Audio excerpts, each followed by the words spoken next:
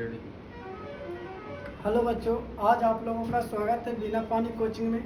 आज हम लोग फिजिक्स के चैप्टर 1 प्रकाश के प्रवर्तन का 2011 से लेकर के 2026 तक पूछे गए सभी प्रश्नों को देखेंगे। यहाँ पे हम लोग 2027 के लिए तैयारी करेंगे और आपको प्रतिदिन एक एक वीडियो मिलेगा, इसीलिए आप लोग वीडियो को बेहतर ढंग से और अंतिम तक जरूर देखिएगा। हम लोग स्टार्ट करते हैं कुछ क्वेश्चन को। यहाँ पे ऑब्जेक्टिव क्वेश्चन को देखेंगे। यहाँ पे आप लोग देख रहे हैं पहला क्वेश्चन जो नजर आ रहा होगा कि दाढ़ी बनाने में कौन सा दर्पण का उपयोग होता है। और यह क्वेश्चन देखिएगा 2011 में पूछा है, 2015 में, 16 में, 17, 21 और 2024 में पूछा है। यहाँ पे कह रहा है कि दाढ़ी बनाने में या हजामती दर्पण के रूप में जो प्रयोग होता है वह दर्पण का नाम है अवतल दर्पण। कौन दर्पण होगा? अवतल दर्पण। और अवतल दर्पण का एक और नाम है, उसे हम लोग अभिसारी दर्पण कहते हैं। अभिसारी दर्पण याद रखिएगा। अब दूसरा क्वेश्चन देखेंगे, कहता है किस दर्पण से वस्तु से बड़ा प्रतिबिंब बनता है। अगर कहेगा कि किस दर्पण से वस्तु से बड़ा प्रतिबिंब बनता है तो हम लोगों को याद रखना है कि इसका भी जो आंसर होगा वह अवतल दर्पण होगा। कौन सा दर्पण होगा? अवतल दर्पण। और अभी बताएं कि अवतल दर्पण का एक और नाम जो है उसे हम लोग अभिसारी दर्पण कहते हैं। अगला क्वेश्चन है कि प्रकाश के प्रवर्तन के कितने नियम है। प्रकाश के प्रवर्तन के कितने नियम है? तो याद रखिएगा प्रकाश के प्रवर्तन के नियम है? 2 नियम है। प्रकाश के प्रवर्तन के 2 नियम है। अब अगला क्वेश्चन देखिएगा, गोलीय दर्पण के फोकसांतर को कभी कभी फोकस दूरी भी दे देता है। कहता है कि गोलीय दर्पण में फोकसांतर एवं वक्रता त्रिज्या के बीच संबंध को पता करना है। तो फोकसांतर को कभी कभी फोकस दूरी भी देगा एवं वक्रता त्रिज्या के बीच अगर संबंध कहेगा तो इसका जो संबंध होता है आप लोगों को याद रखना है F बराबर R/2, या तो बोलिएगा R बराबर 2F। R बराबर 2F। यहाँ पे देखिएगा कि R बराबर 2F, ऑप्शन नंबर ए भी सही होगा और ऑप्शन नंबर हमारा सी भी सही होगा। और अगर जब एक ही क्वेश्चन का 2 आंसर हो जाएगा तो उस स्थिति में वह क्वेश्चन गलत में गिनती आ जाएगा। आगे है कि किसी वस्तु का अवतल दर्पण द्वारा बना प्रतिबिंब, किसी वस्तु का अवतल दर्पण द्वारा बना प्रतिबिंब आभासी को काल्पनिक भी कहा जाता है। आभासी सीधा तथा बीम से बड़ा पाया गया वस्तु की स्थिति कहाँ होनी चाहिए। क्वेश्चन है कि किसी बीम मतलब वस्तु का, किसी वस्तु का अवतल दर्पण द्वारा बना प्रतिबिंब जो है आभासी, सीधा तथा बीम से बड़ा पाया गया, तो वस्तु की स्थिति कहाँ होनी चाहिए। तो आप लोगों को याद रखना है कि जो वस्तु रहेगा वह दर्पण के ध्रुव और मुख्य फोकस के बीच रहेगा। दर्पण के ध्रुव और मुख्य फोकस के बीच। ये बहुत महत्वपूर्ण क्वेश्चन है। जब भी अगर काल्पनिक का बात होगा, आभासी का बात होगा, तो हमेशा याद रखना है जो वस्तु का स्थिति होगा वह दर्पण के ध्रुव तथा मुख्य फोकस के बीच होगा। आगे का क्वेश्चन देखेंगे 6 नंबर क्वेश्चन।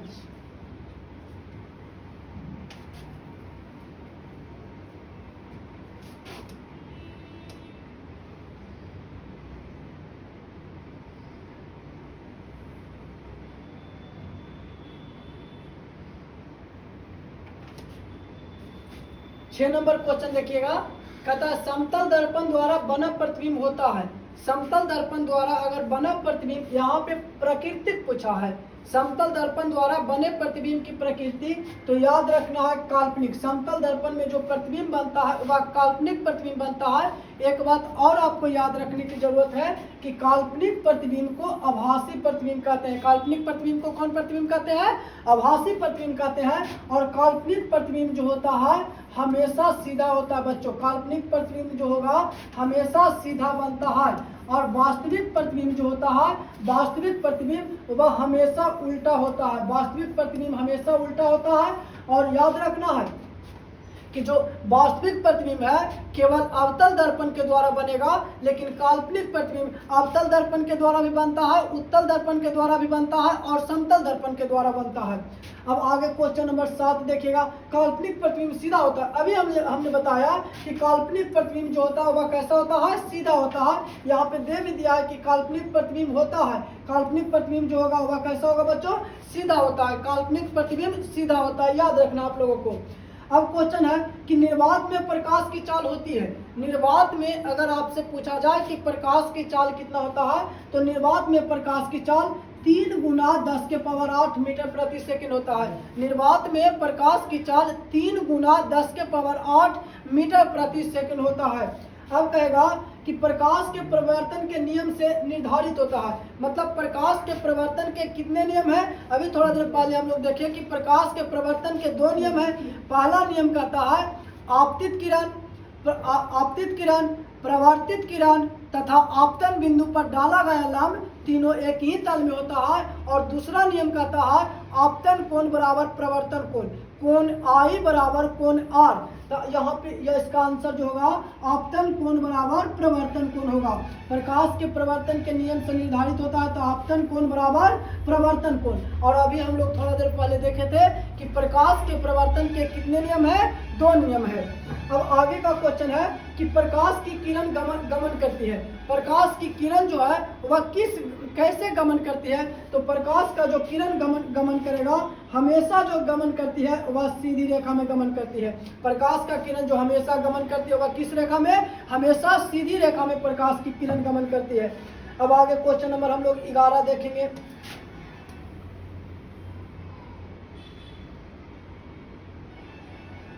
क्वेश्चन है कि सर्च लाइट का प्रवर्तक सतह होता है। मतलब क्वेश्चन पूछ रहा है कि सर्च लाइट का जो प्रवर्तक सतह होगा वह कौन सा दर्पण होगा? तो सर्च लाइट का जो प्रवर्तक सतह होता है वह याद रखना है अवतल दर्पण। अवतल दर्पण सर्च लाइट का प्रवर्तक सतह होता है। और अवतल दर्पण का एक नाम और है अभिसारी दर्पण। अब आगे का क्वेश्चन है कि दंत विश्लेषण किस दर्पण का उपयोग मरीजों के दांत का बड़ा प्रतिबिंब देखने के लिए करते हैं? यहाँ पे दंत विशेषज्ञ का बात करेगा तो दांत विशेषज्ञ मतलब जो दांत वाले चिकित्सक होते हैं, वह दांत में अगर कोई रोग है, दांत में कुछ दिक्कत है, उसको बड़ा करके देखने के लिए जो प्रयोग करते हैं वह अवतल दर्पण का प्रयोग करते हैं। और ऐसे भी आप लोगों को देखना है कि जब भी अगर बड़ा प्रतिबिंब का बात करें, अगर दर्पण में बड़ा प्रतिबिंब का बात करें तो आप आंख बंद करके अवतल मारिएगा। कौन सा दर्पण हो जाएगा? अवतल दर्पण होगा। अब है कि सौर कुकर में, सौर कुकर मतलब सौर कुकर जो होता है खाना बनाने में, एक धूप से खाना बनता है, उसको में भी जो प्रयोग होता है, उसको में भी कौन सा दर्पण प्रयोग होता है? अवतल दर्पण। अवतल दर्पण का बहुत सारे उपयोग है। दाढ़ी बनाने में, सोलर कुकर में प्रयोग हो जाएगा, सर्च लाइट में प्रयोग हो जाएगा, गाड़ियों के अग्रदीपों में प्रयोग हो जाएगा, टेबल लैंप में प्रयोग होता है अवतल दर्पण का। तो याद रखना है अवतल दर्पण का उपयोग सोलर कुकर में भी किया जाता है। आगे का क्वेश्चन है कि गोलीय दर्पण के प्रवर्तक पृष्ठ की वृत्ताकार सीमा रेखा का व्यास क्या कहलाता है? तो गोलीय दर्पण के प्रवर्तक पृष्ठ की जो गोलीय दर्पण होता है, गोलीय दर्पण उसका जो प्रवर्तक पृष्ठ की वृत्ताकार सीमा रेखा का जो व्यास होता है वह गोलीय दर्पण का द्वारक कहलाता है। वह गोलीय दर्पण का क्या कहलाएगा? वह गोलीय दर्पण का द्वारक कहलाता है। आगे का क्वेश्चन है कि निम्नलिखित में कौन उत्तल दर्पण की फोकस दूरी होती है? उत्तल दर्पण की फोकस दूरी है जिसकी वक्रता त्रिज्या 32 सेंटीमीटर है। अगर बात यहाँ पे उत्तल दर्पण की फोकस दूरी की किया गया है, वक्रता त्रिज्या 32 सेंटीमीटर दे दिया है। अगर इसको हम लोग देखेंगे तो अगर वक्रता त्रिज्या r बराबर दे दिया है 32 सेंटीमीटर, r बराबर जो दिया है 32 सेंटीमीटर और f बराबर पूछा है, तो आप लोगों को एक फार्मूला याद रखना है कि f बराबर r/2 होगा। तो f बराबर r/2, r के जगह पर हमारा 32 है और 32/2 करेंगे तो ये हमारा आ जाएगा 16 सेंटीमीटर। और देखिए जो दर्पण दिया हुआ था वह उत्तल दिया हुआ था, इसीलिए यहाँ पे उत्तल दर्पण का जो फोकस दूरी होता है वह धनात्मक होता है। उत्तल दर्पण का जो फोकस दूरी होता है वह धनात्मक होता है, इसलिए इसका वक्रता त्रिज्या भी जो होता है वह कैसा होता है? धनात्मक होता है। तो इसका आंसर जो हमें आया बच्चों, इसका आंसर आया कितना सेंटीमीटर आ गया? प्लस का 16 सेंटीमीटर आ गया, प्लस का 16 सेंटीमीटर। अब क्वेश्चन नंबर हम लोग 16 देखेंगे।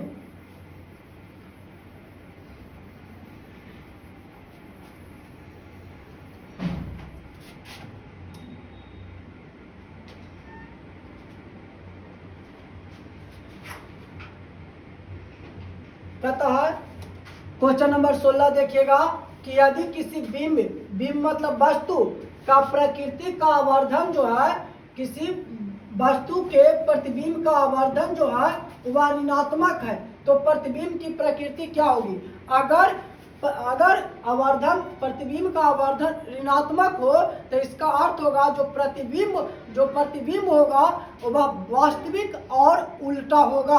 अगर आवर्धन ऋणात्मक है तो इसका अर्थ होगा कैसा होगा? वास्तविक और उल्टा होगा। अगर यही कहता कि प्रतिबिंब जो है धनात्मक है तो आंसर हो जाता सीधा और काल्पनिक। सीधा और काल्पनिक। काल्पनिक को आभासी भी बोला जाता है। काल्पनिक को क्या बोला जाता है? आभासी भी बोला जाता है। अब कहता है 17 नंबर क्वेश्चन कि नए कार्तिक चिन्ह परिपाटी के अनुसार दर्पण के सामने रखे गए बिंब की दूरी। यहाँ पे कहा दर्पण, कोई भी दर्पण है, अगर बिंब मतलब वस्तु का दूरी कह दिया, कोई भी दर्पण में वस्तु का दूरी कहेगा तो याद रखना बच्चों कि वह ऋणात्मक होगा। कैसा होगा? ऋणात्मक होगा।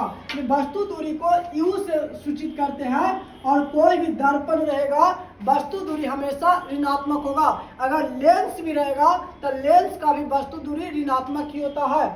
अब कहता है निम्न में से किस माध्यम में प्रकाश की चाल अधिकतम होती है? अगर प्रकाश की चाल का बात करेगा कि किस माध्यम में प्रकाश का चाल अधिकतम होता है तो आप लोगों को याद रखना है, अगर सबसे ज्यादा प्रकाश का चाल कहेगा तो वह होता है निर्वात में।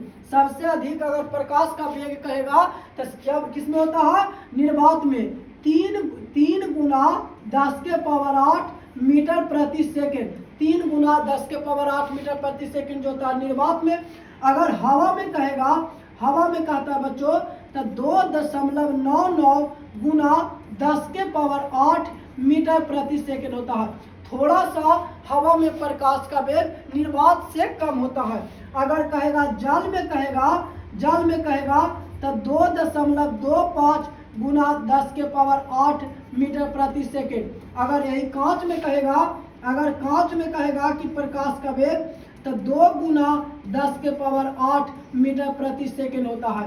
तो यहाँ पे क्वेश्चन है कि सबसे चाल अधिकतम मतलब सबसे ज्यादा, तो ऑप्शन में देखेंगे अगर निर्वात रहेगा तो निर्वात मारेंगे, निर्वात नहीं रहेगा तो हवा मारेंगे। यहाँ पे ऑप्शन में हवा है तो हवा मारा जाएगा। और सबसे कम अगर कहता तो सबसे कम जो होता वह कांच में होता। कांच में 2 गुना 10 के पावर 8 मीटर प्रति सेकेंड होता है।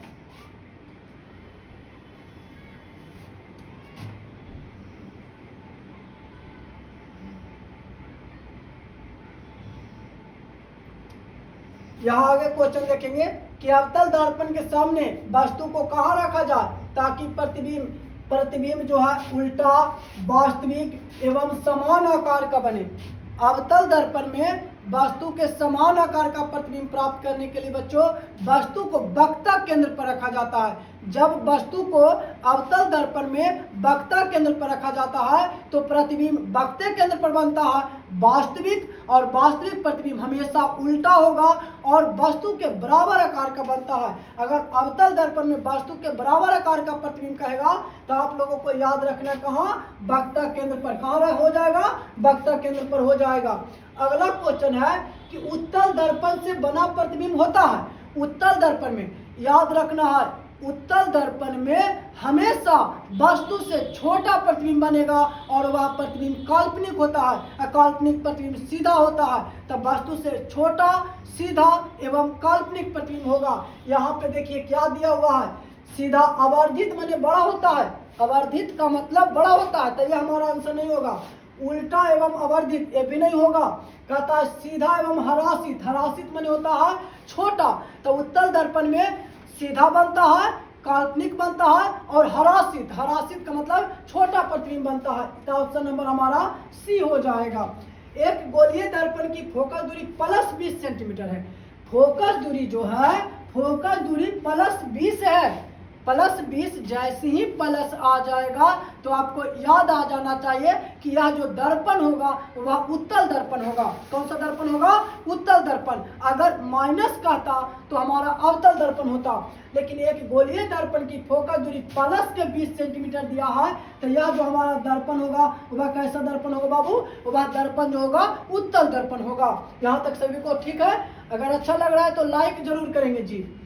कहता है अगला क्वेश्चन, अवतल दर्पण की फोकस दूरी होती है, अभी तक याद रखना है, अवतल दर्पण का फोकस दूरी जो होगा, अवतल दर्पण का फोकस दूरी क्या हो जाएगा? ऋणात्मक। क्यों? क्योंकि उत्तल दर्पण का फोकस दूरी धनात्मक होता है। अगर एक का धनात्मक हो रहा है तो एक का ऋणात्मक होगा। और उत्तल दर्पण और अवतल दर्पण दोनों का दोनों गोलीय दर्पण है। गोलीय दर्पण दो प्रकार के होते हैं, उत्तल दर्पण और अवतल दर्पण। उत्तल दर्पण का फोकस दूरी धनात्मक होता है और अवतल दर्पण का फोकस दूरी ऋणात्मक होता है। उत्तल दर्पण से प्रतिबिंब बनता है, अभी बताएं, उत्तल दर्पण में जो प्रतिबिंब बनेगा वह सीधा बनेगा, सीधा बनेगा, आभासी बनेगा और उसके साथ साथ छोटा। अगर आपसे पूछे कि उत्तल दर्पण में कैसा प्रतिबिंब बनता है तो आप इसे नोट कर लीजिए कि उत्तल दर्पण में वस्तु से छोटा काल्पनिक एवं सीधा प्रतिबिंब बनता है। तो इसका आंसर जो होगा, उत्तल दर्पण में जो प्रतिबिंब बनता है आभासी का ही एक और नाम काल्पनिक है।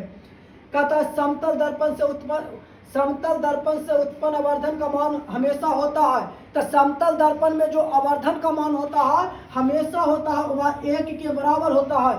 अगर आपसे पूछा जाए कि समतल दर्पण का आवर्धन होता है तो +1 होता है। समतल दर्पण का आवर्धन +1 और हमेशा 1 होता है समतल दर्पण का आवर्धन। अगला क्वेश्चन है, थोड़ा सा मिटाने में देरी हो रहा है, इसके लिए कोई दिक्कत नहीं है, थोड़ा सा टाइम लगेगा ज़्यादा। आप लोग बस अच्छा से समझिए और यहीं पे याद कर लीजिएगा।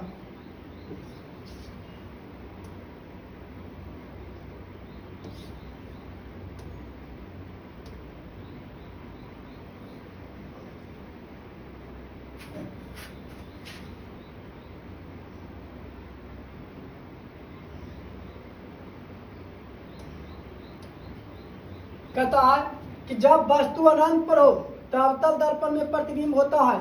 जब वस्तु अनंत पे रहता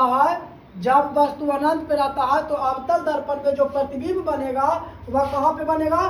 फोकस पर बनेगा। कैसा बनेगा? वास्तविक। और कैसा बनेगा? उल्टा।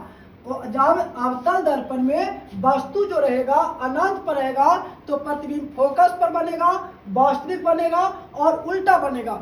आप लोग एक बात को नोट कर लेंगे कि अवतल दर्पण में काल्पनिक प्रतिबिंब केवल फोकस और ध्रुव के बीच रहने पर बनता है, बाकी सभी जगह वास्तविक बनता है और उल्टा बनता है। कहूँ कहूँ बड़ा बनेगा, कहूँ कहूँ छोटा बनेगा, कहूँ कहूँ बराबर आकार का बनेगा, वो अलग बात है। लेकिन एक बात हम कंफर्म रखेंगे कि अगर काल्पनिक का बात आ जाए, सीधा का बात आ जाए अवतल दर्पण में, तो याद रखना फोकस और ध्रुव के बीच। अब कहता है कि किस दर्पण में हमेशा वस्तु से छोटा प्रतिबिंब बनता है। अगर हमेशा वस्तु से छोटा कह दे कि किस दर्पण में हमेशा वस्तु से छोटा कह दे, हमेशा वस्तु से छोटा कह देगा तो उत्तल हो जाएगा। कौन सा होगा? उत्तल हो जाएगा। जब कहेगा कि किस दर्पण में हमेशा वस्तु से छोटा प्रतिबिंब बनता है तो उसका आंसर जो होगा वह उत्तल होगा। कहेगा किस दर्पण में हमेशा वस्तु के बराबर बनता है तो उसका आंसर समतल हो जाएगा। और अवतल दर्पण में बड़ा भी बनता है, छोटा भी बनता है और बराबर आकार का भी बनता है। अब कहता है कि अवतल दर्पण में आवर्धित कहने का मतलब बड़ा काल्पनिक प्रतिबिंब बनाने के लिए वस्तु को कहाँ रखना चाहिए? अवतल दर्पण में आवर्धित काल्पनिक प्रतिबिंब बनाने के लिए वस्तु को जो रखना चाहिए वह ध्रुव और फोकस के बीच रखना चाहिए। जब वस्तु को अवतल दर्पण के ध्रुव और फोकस के बीच रखा जाता है तो प्रतिबिंब काल्पनिक वस्तु से बड़ा एवं सीधा बनता है।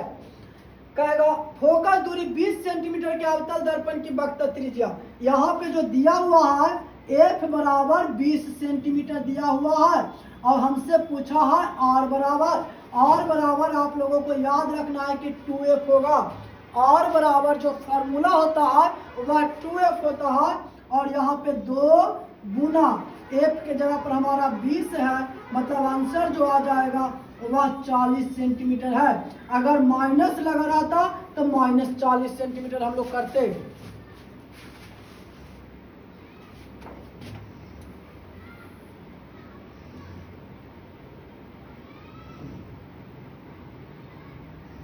अगला क्वेश्चन देखेंगे, कह रहा है किस दर्पण का उपयोग सामान्यतः वाहनों का पक्ष दृश्य मतलब पीछे के देखने के लिए, वाहनों को चलाते समय पीछे देखने के लिए किस दर्पण का उपयोग किया जाता है।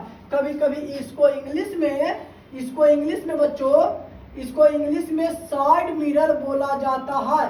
याद रखना, इसको इंग्लिश में साइड मिरर बोला जाता है, क्योंकि साइड माने पीछे हो गया और मिरर का मतलब दर्पण होता है।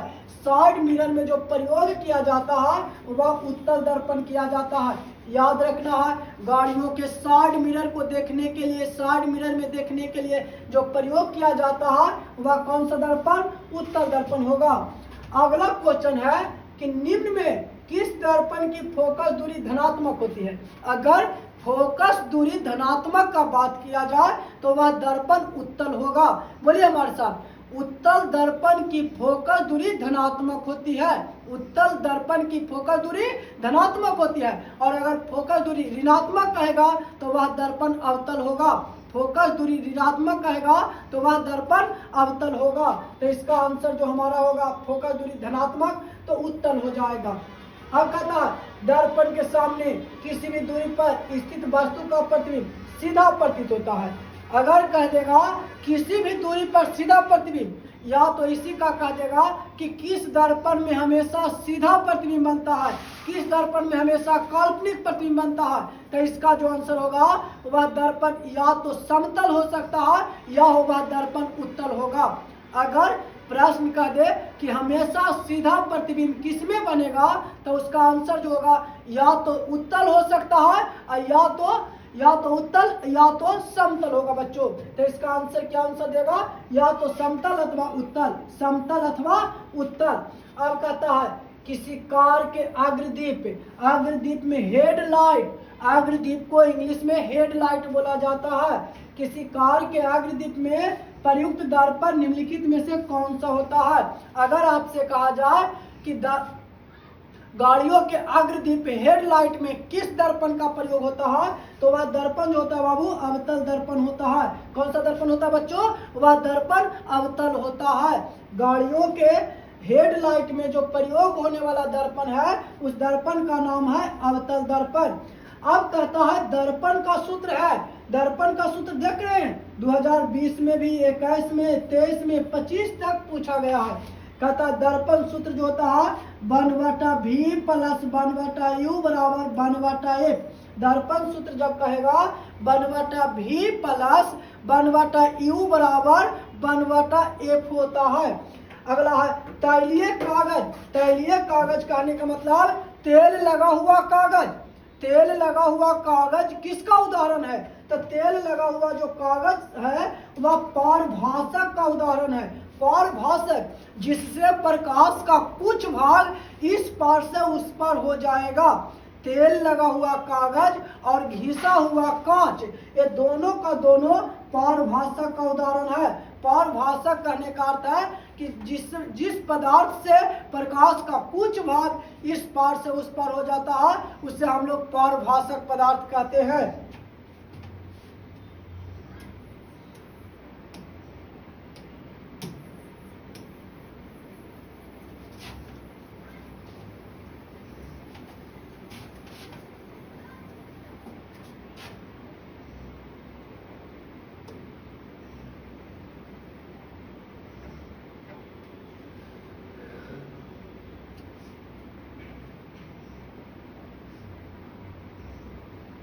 यहाँ देखिएगा क्वेश्चन है प्रकाश की चाल विभिन्न माध्यमों में।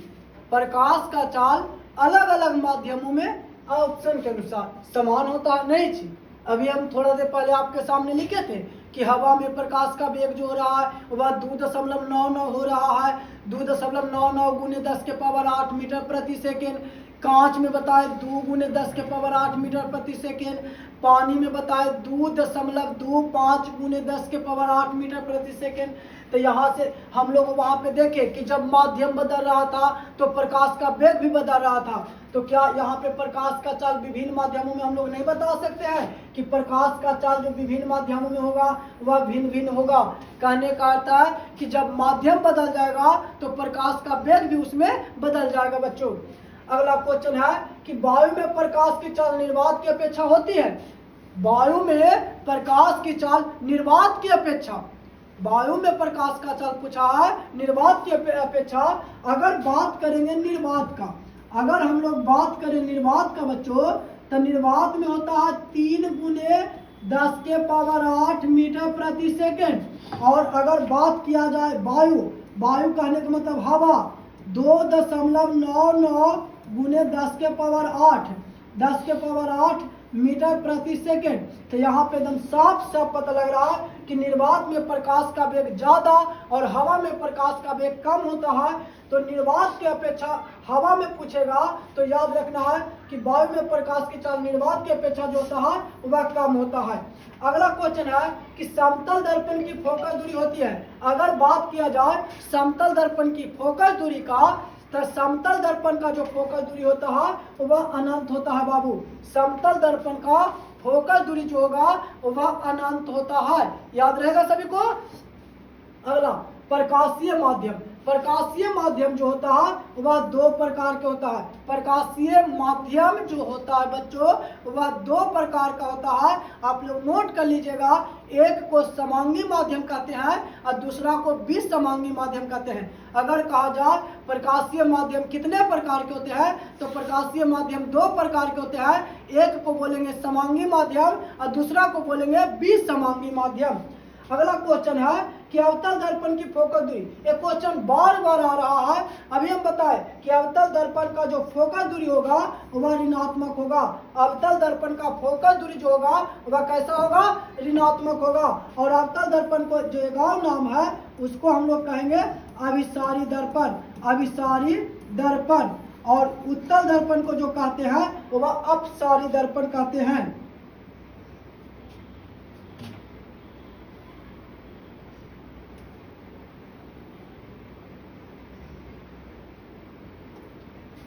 अगला क्वेश्चन है कि एक अभिसारी किरण पुंज समतल दर्पण पर आपतित होती है। एक अभिसारी किरण पुंज समतल दर्पण पर आता है और कहता है कि प्रवर्तित किरण पुंज होगा। तो जब अभिसारी किरण पुंज आपतित हो रहा है तो प्रवर्तित किरण पुंज भी जो होगा वह अभिसारी होगा। अभिसारी कहता है वैसा किरण पुंज जिसकी सभी किरणें एक बिंदु पर आकर के मिलती है। वैसा किरण पुंज जिसकी सभी किरणें एक बिंदु पर आकर के मिलती है उसे हम लोग कौन किरण पुंज कहते हैं, अभिसारी। एक अभिसारी किरण पुंज समतल दर्पण पर आपतित होता है। प्रवर्तित किरण पुंज होगा तो वह जो किरण पुंज होगा कैसा होगा, अभिसारी होगा। अब कहता है निर्देशांक चिन्ह परिपाटी में सभी दूरियां मापी जाती है। दर्पण में सभी दूरियां जो मापा जाता है बच्चों, वह जो मापा जाता है कहाँ से, ध्रुव से मापा जाता है। पोल कहते हैं इसको, पी से सूचित किया जाता है। तो याद रखना है कि दर्पण में सभी दूरियां जो मापा जाएगा वह ध्रुव से मापा जाता है। कहाँ से मापा जाता है, ध्रुव से मापा जाता है। अगला क्वेश्चन, निम्नलिखित में से किस दर्पण द्वारा किसी वस्तु का आभासी प्रतिबिंब मिल सकता है। खाली बोला है कि आभासी प्रतिबिंब किस दर्पण द्वारा मिल सकता है। अगर क्वेश्चन कहता केवल आभासी, केवल आभासी कहता तो समतल होता और उत्तल आंसर होता। लेकिन कहा खाली आभासी मिल सकता है तो समतल दर्पण में भी आभासी मिलेगा, उत्तल में भी आभासी मिलेगा, अवतल में भी आभासी मिलेगा। इसलिए इसका आंसर हो जाएगा इनमें से सभी। अगर केवल लग जाता तो यहाँ पे आंसर उत्तल या समतल होता, लेकिन सिर्फ आभासी कहा है तो समतल, उत्तल और अवतल होगा। अगला क्वेश्चन है कि चिन्हों के निर्देशांक पर पाटी में धनात्मक फोकस दूरी, दम बार बार इस क्वेश्चन का रिपीट हो रहा है। धनात्मक फोकस दूरी जो होता है वह होता है उत्तल दर्पण का। कौन दर्पण का, सॉरी उत्तल लेंस का भी होगा और उत्तल दर्पण का भी होगा। यहाँ पे लेंस का एक क्वेश्चन आ गया है, यहाँ पे कहेगा धनात्मक फोकस दूरी तो उत्तल लेंस का भी होगा और उत्तल दर्पण का भी होगा। तो इसका आंसर ए और बी हो जाएगा।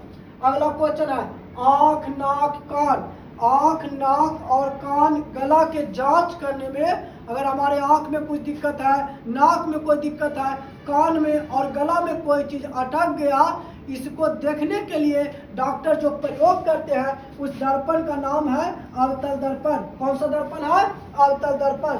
अब क्वेश्चन है उत्तल दर्पण में आवर्धन का मान हमेशा याद रखिएगा। उत्तल दर्पण में आवर्धन का मान 1 से कम होता है। उत्तल दर्पण में आवर्धन का मान 1 से कम होता है। 1 से कम का अर्थ है कि प्रतिबिंब हमेशा छोटा बनता है। यहाँ पे अगर ऑप्शन देखिएगा तो 1/2 है, 1/2 नहीं रहेगा, बार बार ऑप्शन में 1/2 नहीं रहेगा। कहूँ कहूँ पे ऐसे भी रह सकता है 3/4, 5/6। कहने का क्या अर्थ है कि अंश हमेशा हर से छोटा होगा। अंश जो होगा हमेशा हर से छोटा होगा। याद रखना है, उत्तल दर्पण में आवर्धन जो होता है हमेशा 1 से कम होता है। 1 से कम को पहचानने के लिए आपको बता रहे, ऊपर वाला छोटा और नीचे वाला बड़ा होगा। अगला क्वेश्चन है, एक प्रकाश किरण एक समतल दर्पण पर लंबवत आपतित होता है तो प्रवर्तन कोण का मान क्या होगा? जब कोई भी किरण समतल दर्पण पर लंबवत आएगा, सीधा 90 डिग्री का कोण के साथ आएगा, तो जैसे आएगा उसी प्रकार से लौट जाएगा। मतलब जब समतल दर्पण परिवर्तन कोण जो होगा वह कितना हो जाएगा बच्चों? 0 डिग्री का हो जाएगा, कोई विचलन नहीं होगा। इसलिए उसका जो परिवर्तन कोण का मान कुछ नहीं बनने वाला है। आगे यदि अवतल दर्पण का निचला आधा भाग टूट जाता है, जब कोई भी दर्पण का निचला आधा भाग टूट जाता है तो जो प्रतिबिंब बनेगा वह कम तीव्र बनेगा, मतलब कम चमकीला बनेगा। यहाँ तक आप लोगों को क्लियर है? आगे हम लोग देखेंगे।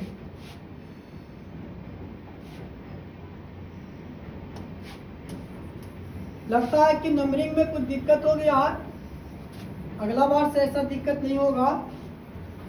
आप लोग धैर्य बना करके रखेंगे। और पीडीएफ के लिए आप हमारा टेलीग्राम चैनल बिना पानी कोचिंग सेंटर जा करके टेलीग्राम पे सर्च करिएगा, आ जाएगा और वहां से आप पीडीएफ इसका देख सकते हैं। क्वेश्चन है कि यदि अवतल दर्पण का, ये तो बता दिए कि कम तीव्र बनेगा, फोकस दूरी 10 सेंटीमीटर। बहुत बेहतरीन क्वेश्चन है, इसमें थोड़ा सा क्वेश्चन को घुमाया है, हार्ड नहीं है, सिर्फ आपका माइंड को चेक किया है। कहता फोकस दूरी 10 सेंटीमीटर के अवतल दर्पण द्वारा उत्पन्न आवर्धन धनात्मक होगा। अगर आवर्धन धनात्मक है, आवर्धन धनात्मक मतलब प्रतिबिंब जो होगा वह काल्पनिक और सीधा होगा। जैसे ही अवतल दर्पण में आवर्धन धनात्मक कर दिया, आवर्धन धनात्मक कर दिया काल्पनिक और सीधा, तो कहता है कि यदि वस्तु दूरी का मान है, मतलब फोकस दूरी 10 सेंटीमीटर है, अगर ये हमारा अवतल दर्पण हो गया और फोकस दूरी यहाँ से यहाँ तक के 10 है और ये हमारा P हो जाएगा, तो कहता है वस्तु कहाँ रखना चाहिए? तो ये दोनों के बीच में कहूँ भी रहेगा, इसके बाद और इसके पहले कहूँ भी रह सकता है। मतलब जो सभी दूरियां P से मापा जाता है और जब कह देगा कि F 10 है और प्रतिबिंब जो हमारा आवर्धन जो रहा धनात्मक मतलब काल्पनिक और सीधा, तो जो U का मान होगा वह हमेशा 10 से कम होगा। 10 से क्या होगा? कम होगा। आप सुनिएगा हमारी बात को, अगर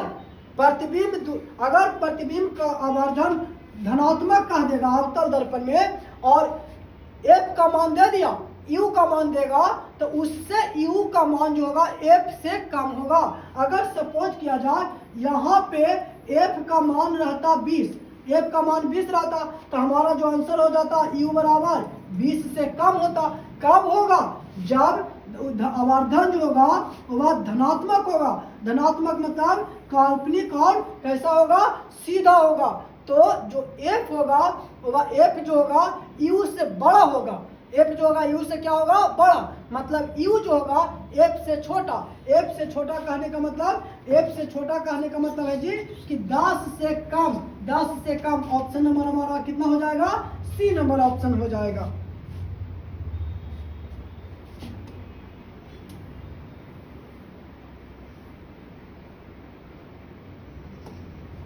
यहाँ फोकस से ध्रुव की ओर आने पर अवतल दर्पण में आवर्धन का मान, जब फोकस से बच्चों ध्रुव की ओर जाएंगे तो अवतल दर्पण में आवर्धन का मान होगा वह बढ़ेगा। क्या होगा?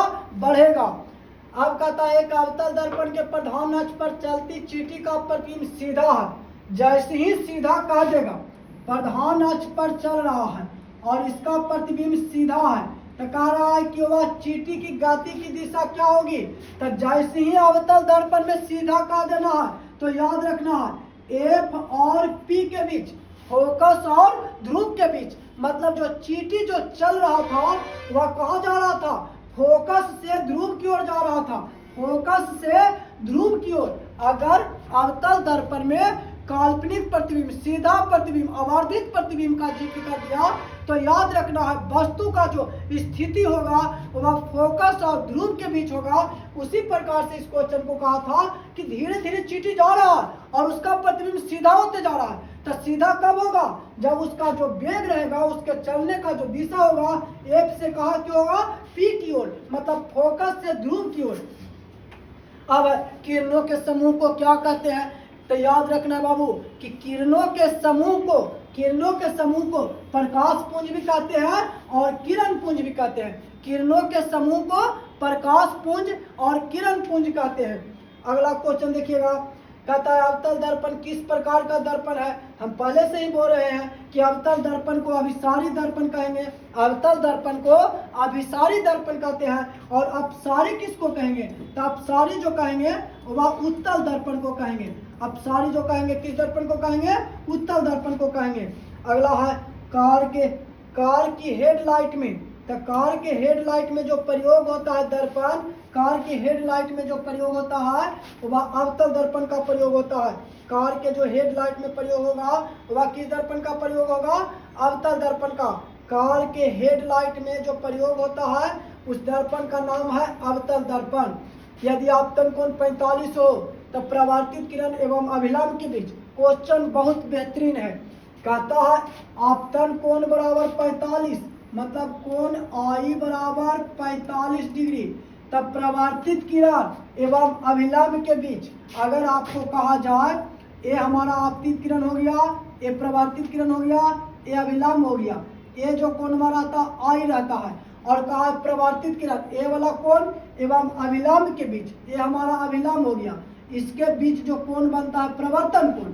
अब आप लोगों को पता ही है कि प्रकाश के प्रवर्तन के नियम से आपतन कोण बराबर प्रवर्तन कोण, मतलब यहाँ पे प्रवर्तन कोण सीधा सीधा ना दे करके कहा प्रवर्तित किरण एवं अभिलंब के बीच का कोण, तो प्रवर्तित किरण और अभिलंब के बीच का कोण जो होता है वह प्रवर्तन कोण होता है। प्रवर्तन कोण मतलब कोण और आपतन कोण प्रवर्तन कोण दोनों बराबर होता है, तो इसलिए प्रवर्तन कोण जो हमारा होगा वह क्या डिग्री हो जाएगा, 45 डिग्री हो जाएगा।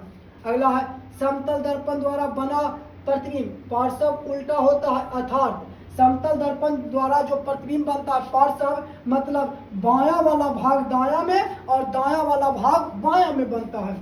उत्तल दर्पण द्वारा चांद का प्रतिबिंब होगा, उत्तल दर्पण द्वारा हमेशा जो चांद का आवर्धन, उत्तल दर्पण द्वारा हमेशा जो प्रतिबिंब का आवर्धन होता है वह 1 से कम होता है। क्या यह 1 से कम है, 1 से कम है तो ये नहीं हो, 1 से कम 1 के बराबर है, नहीं होगा। 1 से कम -1 ये तो है, लेकिन यहाँ पे जो बात किया है उत्तल दर्पण में आवर्धन कभी ऋणात्मक नहीं होगा। यहाँ 1 से कम तो है लेकिन माइनस में नहीं होगा। अब यहाँ पे आंसर जो होगा क्या हो जाएगा, सी। उत्तल दर्पण में जो वस्तु का प्रतिबिंब किसी बनता है तो वह छोटा बनता है, उसका मतलब आवर्धन जो होगा हमेशा 1 से कम होगा। और चांद का बात किया है, चांद बहुत दूर है, उसका जो प्रतिबिंब बनेगा बहुत छोटा बनेगा, इसीलिए मतलब कह सकते हैं आवर्धन नगन मतलब नाक के बराबर उसका आवर्धन होगा। आज भर इतना ही रहने देते हैं बच्चों, नेक्स्ट वीडियो के लिए आप लोग जरूर कल जुड़िएगा।